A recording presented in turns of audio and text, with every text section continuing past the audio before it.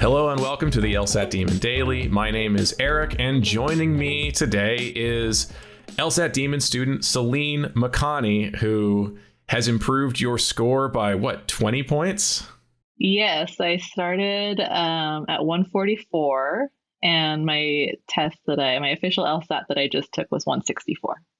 Amazing. Well, congratulations and well done. That's an improvement to be really proud of, and only comes with a lot of hard work. So awesome job. I wonder if you. Well, no, thank you for joining today and sharing your story. I wonder if you could take us back to the beginning of your LSAT journey and just kind of give an overview of what you did from the beginning to the end. Yeah, definitely. So I actually didn't start my LSAT journey that long ago. It started in October, and I wasn't completely sure the path that I wanted to take, and I kind of went back and forth with things.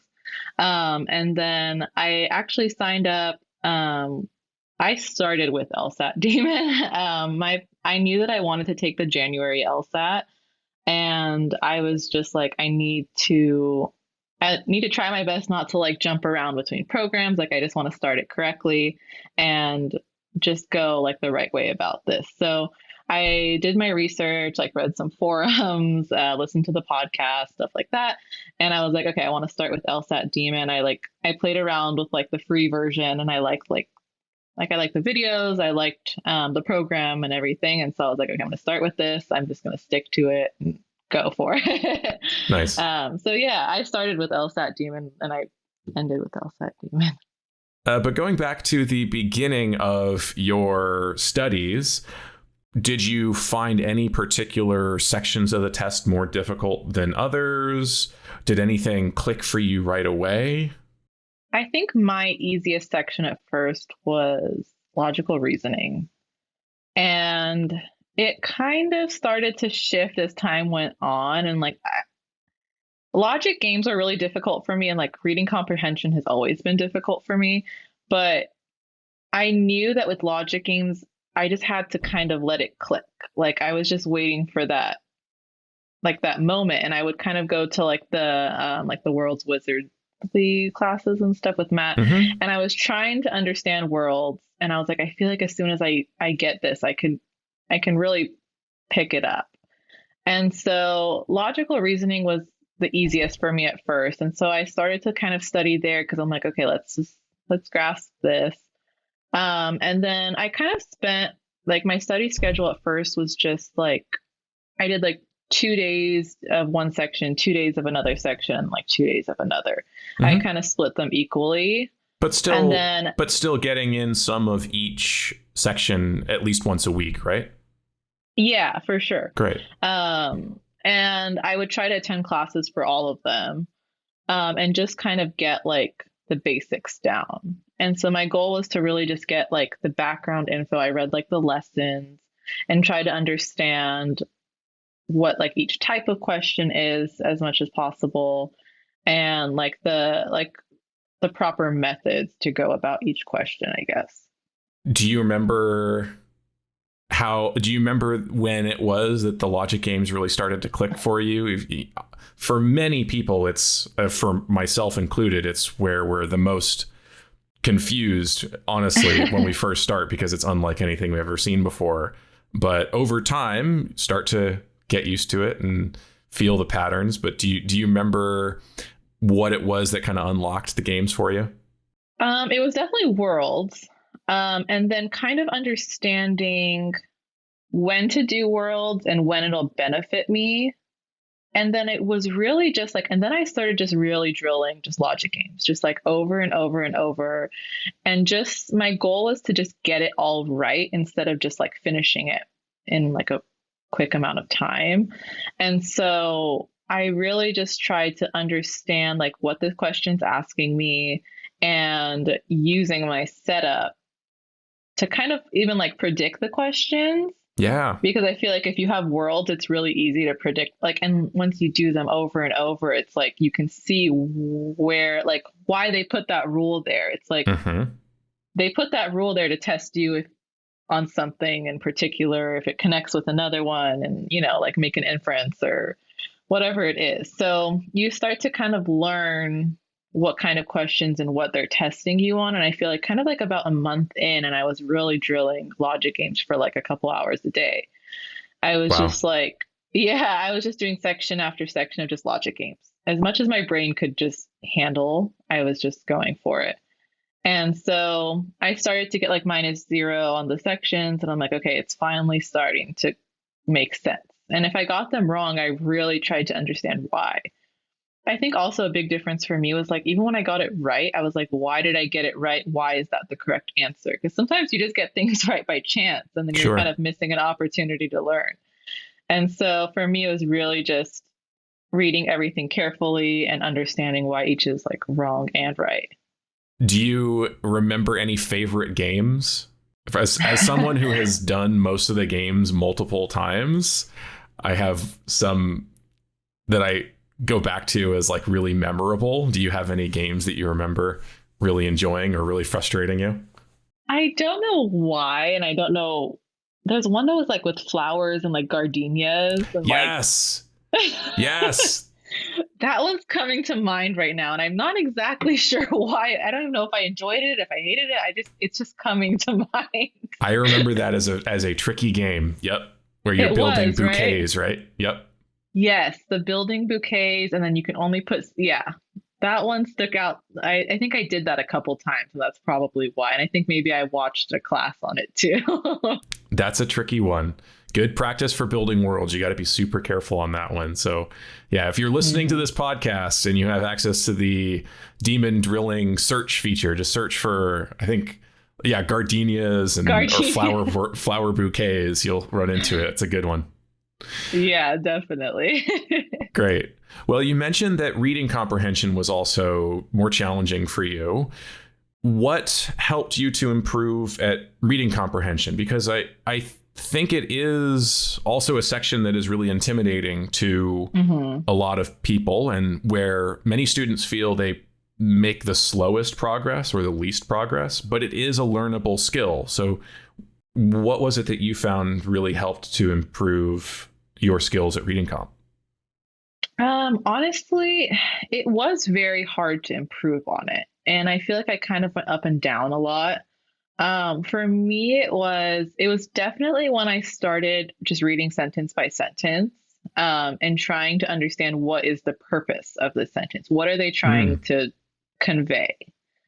And it does slow you down at first, which is kind of, it's kind of annoying. But I think slow and steady really does help with reading comp at first. And with everything with practice, you start to speed it up.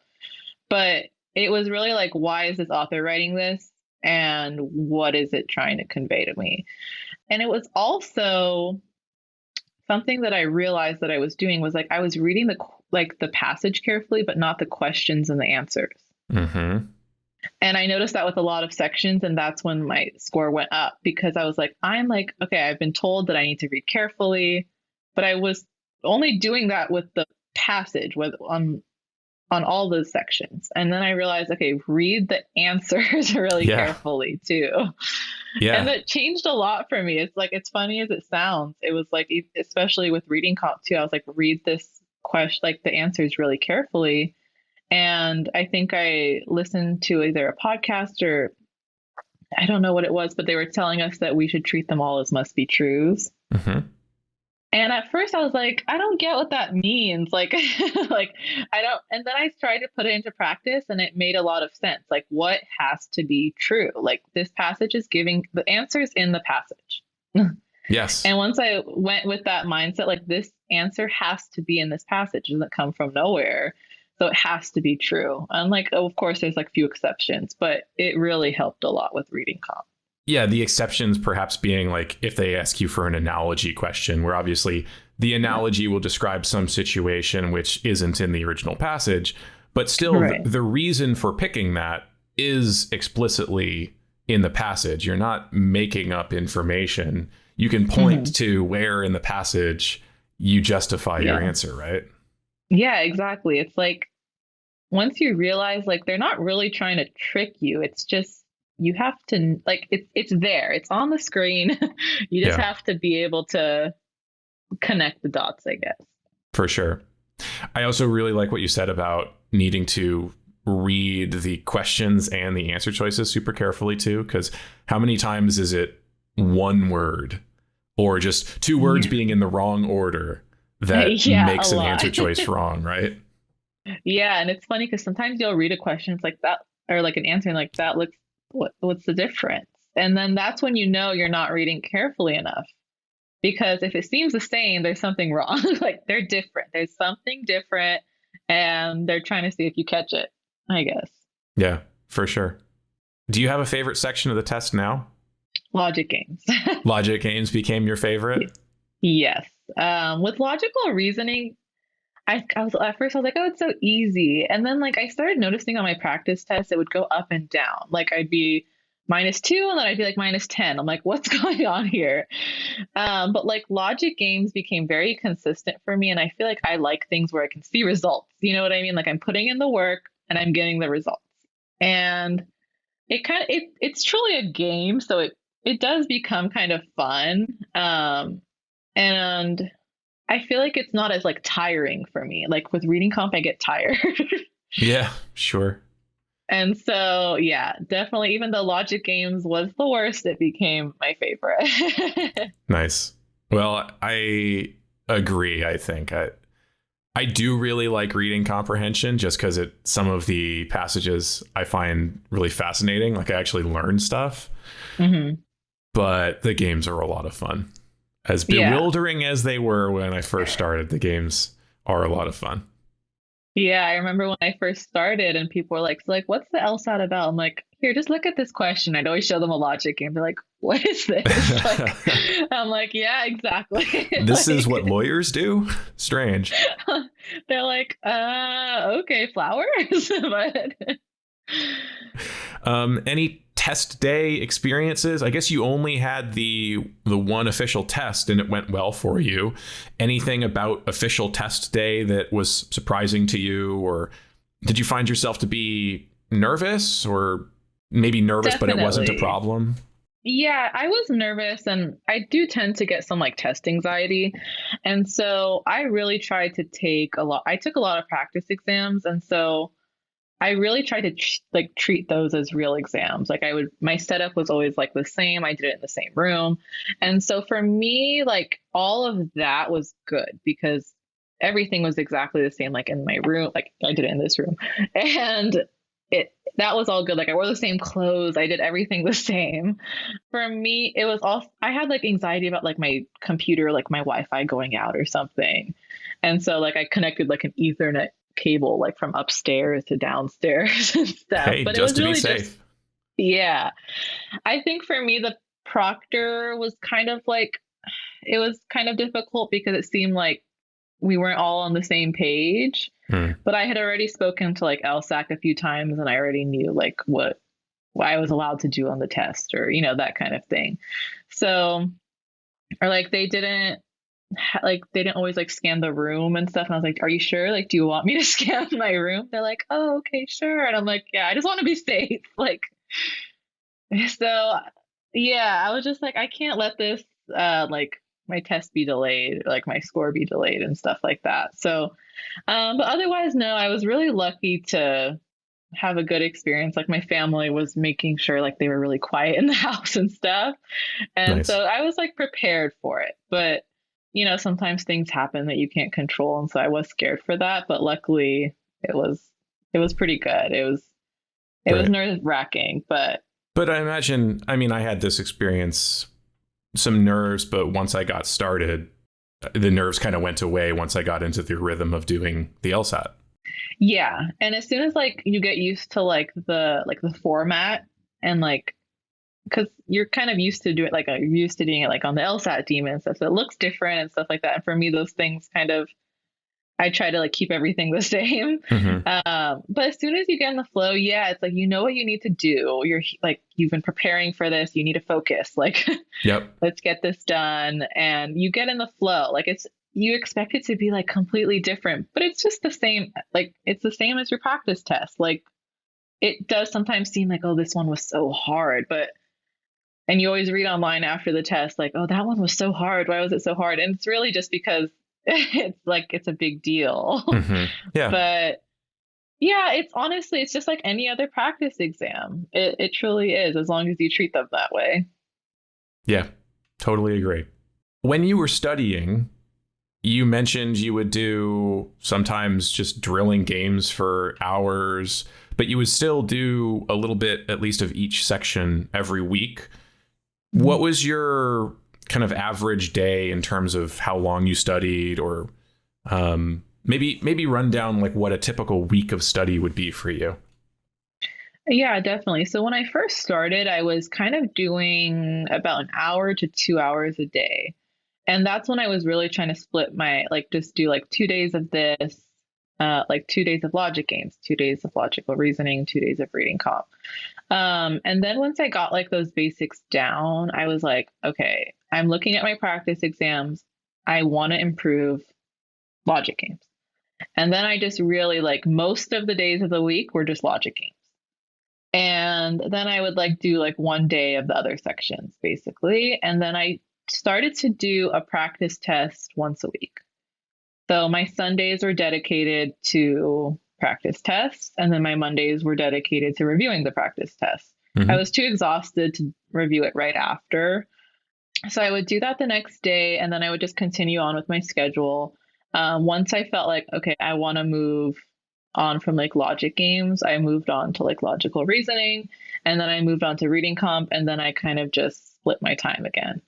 Closer to the test date, I felt like my reading comp improved, but not as much as I wanted it to. And then my logic games had already improved, and my logical reasoning was fluctuating. So I'm like, I see potential in improving this because I have the potential to get like a -2 to -5. It's just not consistent. So I also started kind of focusing in on that.